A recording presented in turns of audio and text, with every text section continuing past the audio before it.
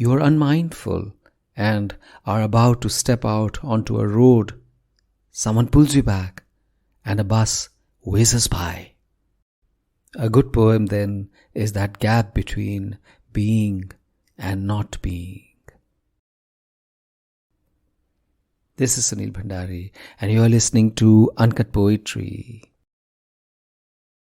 I will leave the last line for you to fill.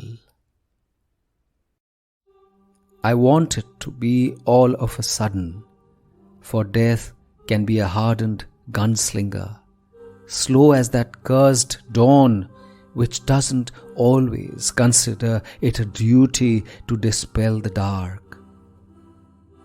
I wonder why this ridiculous thing always gets to choose the time and place without giving us a chance to parse. Why can't death be a messenger, breath for a few more days, time to be with the ordinary, to say I love you one more time? There's too much at stake for what's left behind. We are humans, we are fallible, wanting more time for the obvious good, the small act we'd ignored, the word unsaid.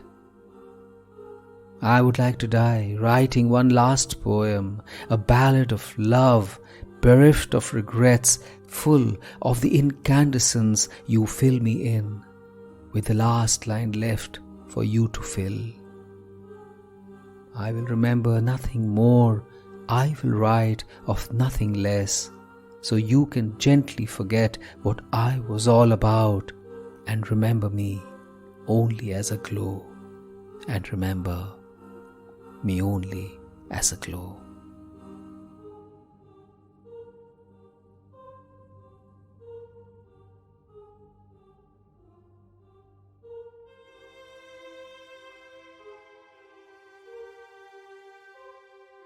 One of the tragedies of growing older is how we see more and more people pass on, even as we wait for our own mortality to kick in.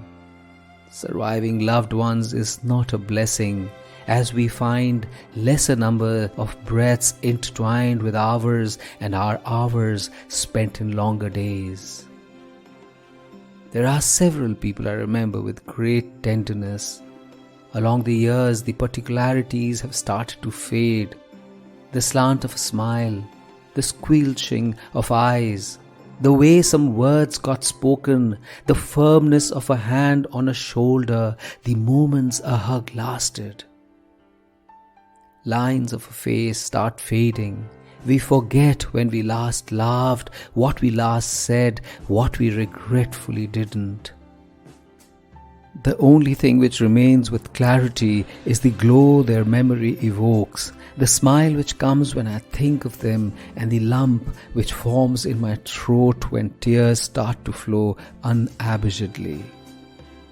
As the years add up and death seems more a reality than a concept, I hope, even if life doesn't engender any remembrance, at least to whoever who thinks of me, they find themselves filled with a glow, even if it is as small as a flame.